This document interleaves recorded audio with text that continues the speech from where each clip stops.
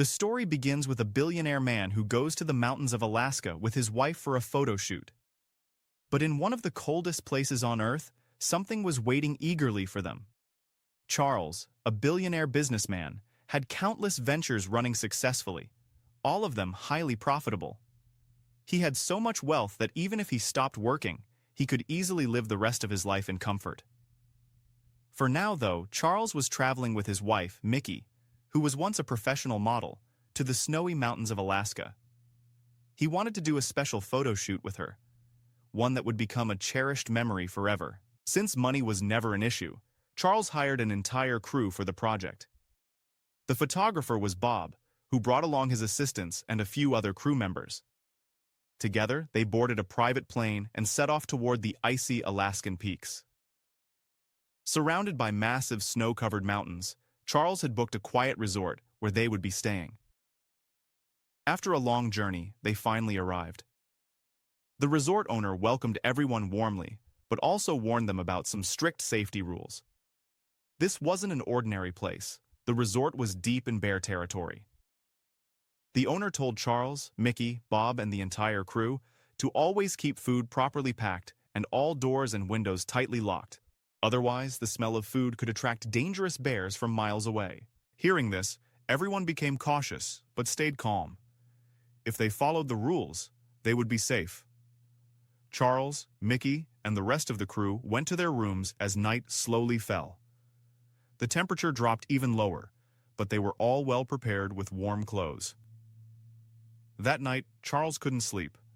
Feeling hungry, he decided to go to the kitchen. The resort was dark, so he grabbed a lantern and slowly made his way there. When he entered, he noticed a piece of meat lying open on the counter, and the door was slightly ajar. The owner's warning flashed through his mind. His heart began to pound as he moved closer to shut the door. But just as he reached out, a huge shadow appeared. A massive bear stood right in front of him. The bear roared and charged toward him. Terrified, Charles stumbled backward and fell. But before he could react, it was revealed that this wasn't a real bear at all. It was his crew members wearing a bear costume to scare him. It was all part of a plan. Mickey's plan. Today was Charles's birthday, and she, along with the crew, wanted to give him a surprise by scaring him first. Everyone came out laughing, and soon the atmosphere filled with joy and celebration. Though Charles had been terrified for a moment, he quickly joined in the laughter when he realized how much effort they'd put into surprising him. They all gathered to celebrate his birthday. Mickey apologized later and gifted him a beautiful watch. One of Charles's assistants also gave him a knife engraved with something special, but Charles didn't pay much attention. He wondered, why would I ever need a knife anyway? The celebration ended happily, and everyone went to sleep since they had to wake up early for the next day's photo shoot in the freezing cold. The next morning, Mickey began her solo shoot. Bob, the photographer, instructed her to pose in different ways to get perfect shots. But as the shoot went on, Bob started flirting with Mickey, something Charles noticed from afar. It didn't sit right with him. He didn't like anyone getting too close to his wife. When Mickey's solo shoot was done, Bob suggested that she should have a male partner for the next session. At that, Charles immediately said, "That male partner will be me. She's my wife, and we came here to enjoy together." But Bob refused bluntly. According to him, Mickey needed a more handsome man for the shoot, not an old guy like Charles. Hearing that, Charles didn't react much, but deep inside, he already had suspicions about Bob's intentions. Bob was actually a very old friend of Charles. They had known each other since college. But Bob never really liked him. The reason was simple. Charles had become a billionaire businessman, while Bob was still just an ordinary photographer. Naturally, Bob always tried to find ways to make Charles feel miserable. Now Bob was searching for a male model who could do the photo shoot with Mickey. Ironically, Charles, the man who had paid for the entire trip, wasn't even allowed to be Mickey's partner in the shoot. From the beginning, everything seemed unfair to Charles, and he had no idea how close Bob and Mickey's relationship might become later on. Who knew?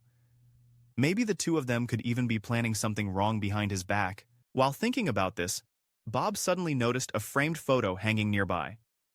Inside it was a man wearing a rugged hunter's costume. The moment Bob saw that picture, he immediately knew. This was the perfect man to model with Mickey.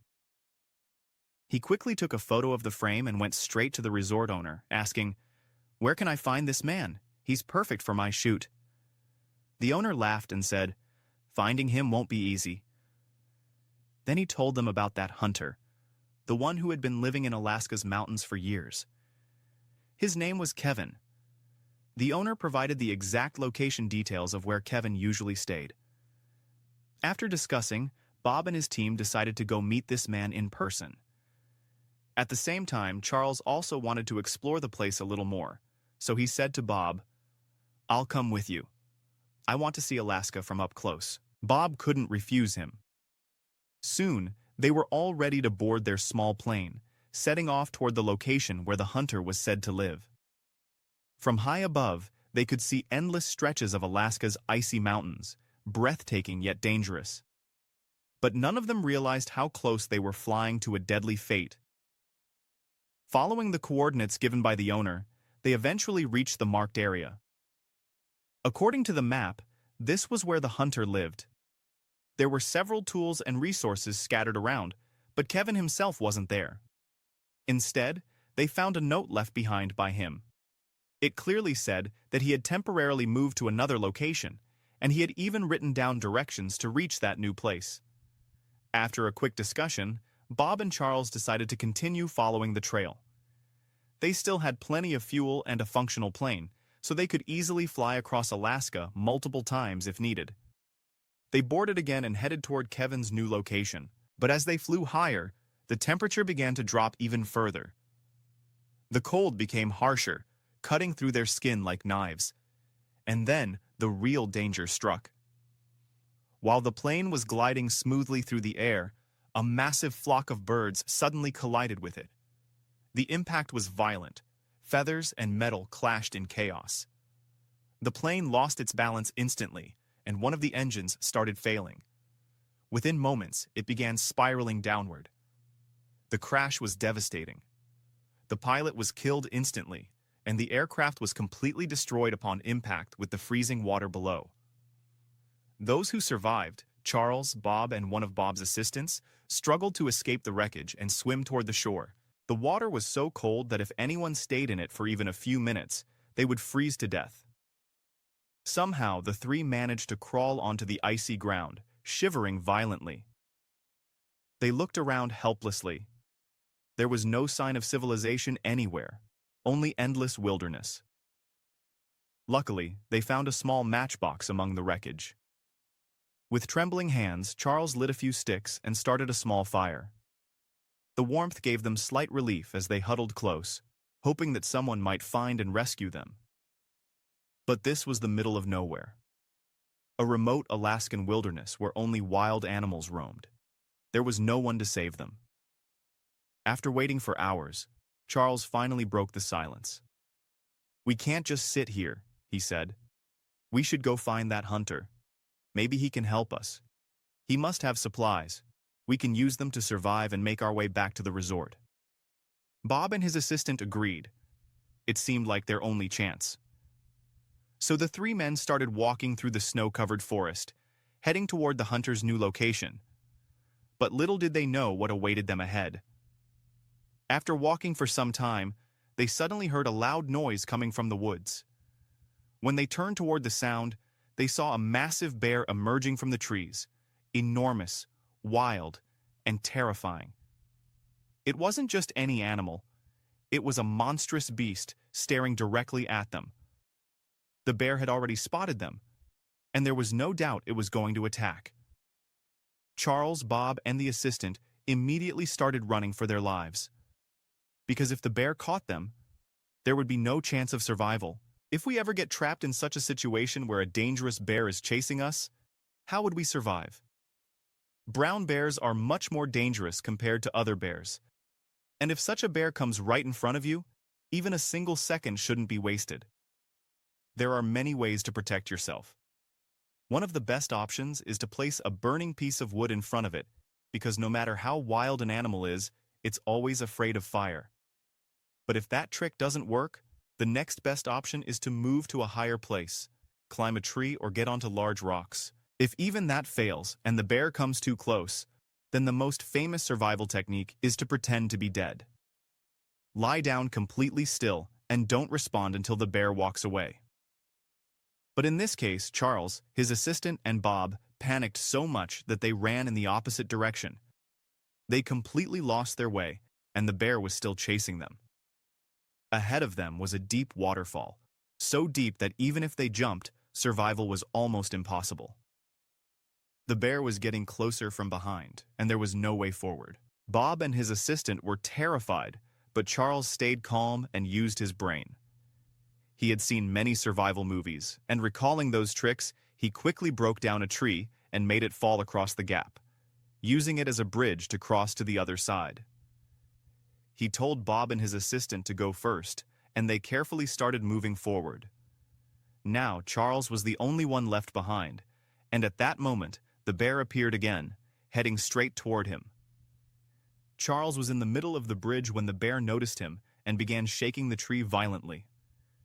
Charles lost his balance and ended up hanging from the bridge by his bag. That bag contained a few resources and some flare guns, which he could have used to send a signal or connect with someone. Unfortunately, Charles lost his grip and fell hard into the water, getting injured in several places. Luckily, Bob and his assistant managed to grab him before he went over the waterfall and pulled him safely to the side. The bear, still above, stayed there for a while and then disappeared into the woods. The three of them somehow calmed themselves down and started walking again in the direction where the hunter was supposed to be. But even after traveling for hours, they couldn't reach that location. It was clear now, either they were lost or just moving in circles because they saw the same spot again that they had passed earlier. Night fell, and the temperature kept dropping. They had no resources left to eat or survive with.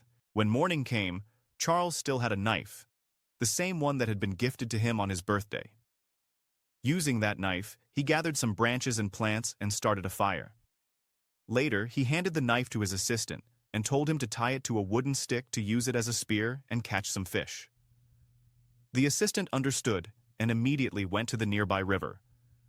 Meanwhile, Charles and Bob continued maintaining the fire. But suddenly, they heard the assistant screaming. Both of them ran toward the sound and saw that the assistant had accidentally stabbed his own leg while fishing. His leg was badly injured, so Charles quickly tried to treat him.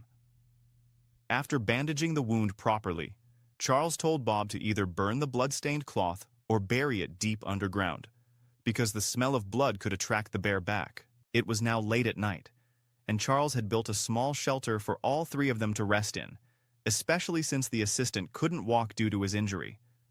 They sat near the fire, trying to stay warm, when Charles suddenly noticed something, the same piece of blood-stained cloth lying nearby. Bob had disobeyed him and hadn't burned it. Realizing this could be dangerous, Charles went to pick it up. But at that exact moment, the terrifying bear appeared again. The bear immediately attacked the assistant and started dragging him away into the woods. Charles panicked, grabbed a burning stick, and tried to scare the bear off, but the bear was enormous and began growling loudly. Bob, terrified, pulled Charles back because they both knew they couldn't save the assistant anymore. Sadly, the bear killed the assistant and began eating him. Charles felt horrible but was powerless to stop it. After escaping, Charles and Bob climbed up the mountain ranges. Now, only the two of them were left to survive in this freezing place. They had no food and no proper resources to stay alive. By morning, snowfall had begun, making things even harder. But Charles refused to give up. He built a small trap to catch wild animals, another trick he had learned from survival movies. This is exactly what we should also do if we ever find ourselves in such a dangerous situation. After setting the trap, they somehow managed to capture a small animal. They had finally caught that small animal, which meant they could now eat it and regain some strength and nutrition for their bodies. But just then, they suddenly heard the sound of a helicopter approaching from above. The helicopter was flying right over their area, so Charles and Bob started shouting, trying to draw attention toward themselves. The only problem was that the helicopter was flying at a very high altitude, and because of the dense forest below, there was little chance anyone could spot them. They kept shouting desperately, but it was no use. When they finally reached an open clearing, it was already too late. The helicopter had gone far away. Now Bob, completely frustrated, began blaming Charles for everything. He angrily admitted that he had always been jealous of Charles, of his success, his wealth, and how far he had come. He told Charles that all their problems were because of him. Bob confessed outright that he envied Charles's money and achievements. They had started this journey together, but Charles had surpassed him in every way, and that was something Bob could never accept. Charles, however, stayed calm and didn't want to argue further. He tried to control the situation and focus on finding a way out instead of fighting. Both men were still starving, and the dangerous bear could appear at any moment to attack them again. When they reached a river, Charles decided to try and catch some fish. He sat quietly near the water, waiting patiently. But soon they heard footsteps. The same terrifying bear had returned. Seeing it, both Charles and Bob ran as fast as they could into the forest. They spent the night there, surrounding themselves with a ring of fire to keep the bear away while they slept. Fear filled the air, and the entire night passed under constant tension. When morning came, Charles told Bob clearly that if they wanted to move forward safely, they had to kill that bear once and for all. No matter where they went, the bear would keep following them. Bob was terrified and immediately refused. He thought it was too dangerous, but Charles was confident and determined. He took a sharp knife, tied it to the end of a wooden stick, and hung a blood-stained piece of cloth on it to attract the bear. His plan was simple. Once the bear came close, he would kill it using that sharp weapon. Seeing Charles's courage, Bob couldn't step back anymore. He decided to stand with him. Both armed themselves and waited. Soon the massive bear appeared and attacked them ferociously. Their weapons were barely affecting its huge body. The bear struck Charles hard and threw him into a ditch, injuring him badly. Bob rushed to help, but before he could reach him, the bear turned on Bob and mauled him too. Bob was badly wounded, but Charles managed to distract the bear and pull its attention toward himself. The beast charged at Charles again, but at that crucial moment, Charles thrust his weapon straight through the bear's body, piercing it completely. The enormous creature collapsed and died right there. Exhausted but alive, Charles and Bob lit a fire, cooked the bear's meat, and ate it to regain their strength. Then they used the bear's thick skin to cover themselves, protecting against the freezing cold. The warmth from the fur gave them comfort and new hope. Now that they had recovered a bit, both men were ready to continue their journey toward the hunter's camp, their only chance of getting home. But there was still one major problem. They had no idea which direction to go.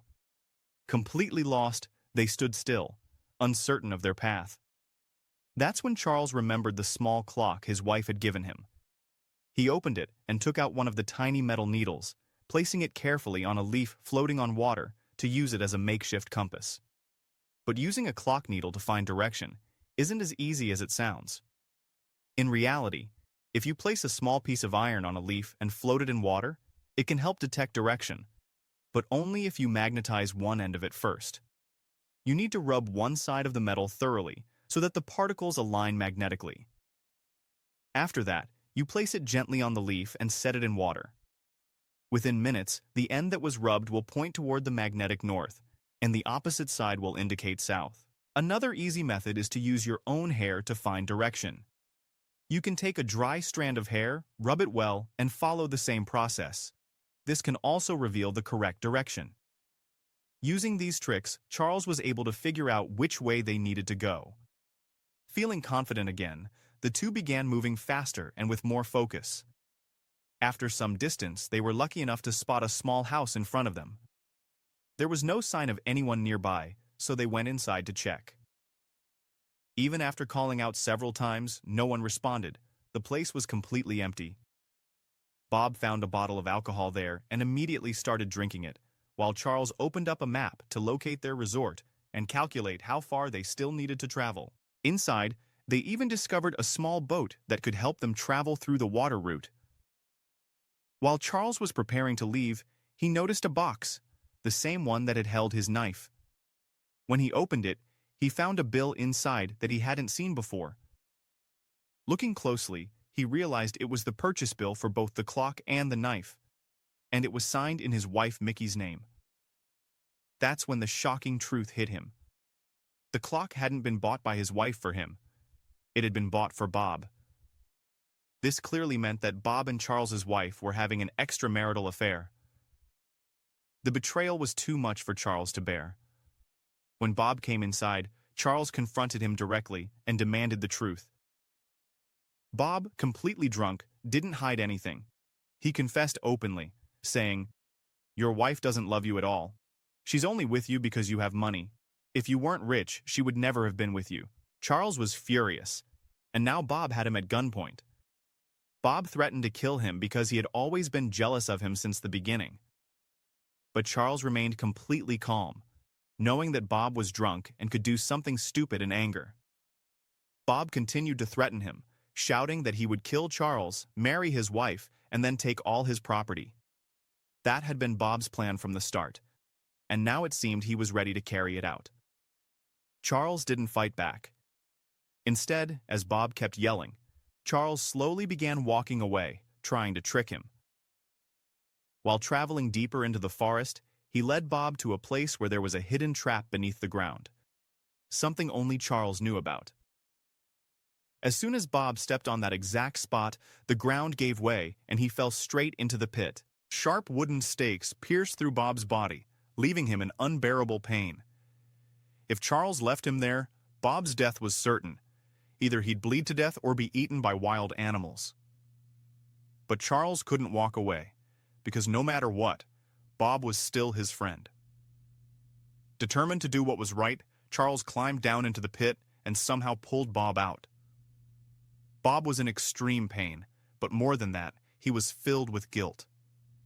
He realized what a terrible mistake he had made, trying to kill the very man who was now saving his life. Charles managed to drag Bob to a small boat they had found earlier near the river. Using the current, they started moving downstream. Bob lay there helpless, looking at Charles with tears in his eyes, and said that he had never been a good friend. He confessed that he had always wanted to be like Charles, a successful businessman, but he never managed to achieve it. Now he feared that after everything that happened, Charles would never forgive him or want anything to do with him again. But Charles softly interrupted him and said, "This isn't the time for that. I forgave you long ago because you're my best friend." After traveling for a while, they finally reached the riverbank. Charles built a small fire to keep Bob warm. Bob was severely injured, so much that he could barely breathe. Charles told him to rest for a while, promising that once they got home, he would make sure he received proper treatment. Bob began to cry and asked for forgiveness for everything he had done. He admitted that Charles's wife had always been innocent. It was Bob who had trapped her in his web of lies. Hearing this, Charles calmly said that he had already forgiven both of them, Bob and his wife. As they were talking, they suddenly heard the sound of a helicopter. The rescue team was nearby. The forest was opening up into a clear area, which meant that if they could signal, there was a chance they could be seen. But Charles's voice was weak, and no matter how hard he shouted, the team couldn't hear him. Then Charles realized this was their only chance. He took some damp leaves and threw them onto the small fire, creating thick smoke. The dark smoke rose high into the sky, visible even from a distance. The rescue team noticed it and immediately turned the helicopter in their direction. Charles was overjoyed. Finally, they were going to be rescued. He turned to tell Bob the good news, but by then, it was too late. Bob had taken his last breath. He was gone. Charles was heartbroken, but gathered his strength, lifted Bob's lifeless body, and carried it toward the rescue team. After being airlifted, they finally made it back to the resort, where police officers and several media personnel were already waiting. The entire incident had already become public. May was there too, tense and worried about both Charles and Bob. When Charles reached her, he had a deep sadness on his face. Without saying a word, he placed a wristwatch in her hand. Bob's watch. May immediately understood. She knew Charles had learned everything about her affair with Bob. Whether Charles would forgive her or not was his decision alone. But what Charles had gone through in that forest had changed him forever. Later, when the media asked him how the others had died, Charles told the entire story step by step. His story spread quickly and became famous. But even with all his wealth, Charles couldn't bring back his dead friend. Bob was gone, and no amount of money could buy life again. Perhaps this was the greatest lesson Charles had ever learned. And that's how our story comes to an end. So, viewers, how did you like this story? Tell me in the comments below. And if my explanation touched your heart even 1%, then smash that like button and help us reach 50,000 likes. Don't forget to subscribe to the channel for more thrilling and emotional stories. We'll meet again soon with another amazing video. Until then, take care and bye-bye.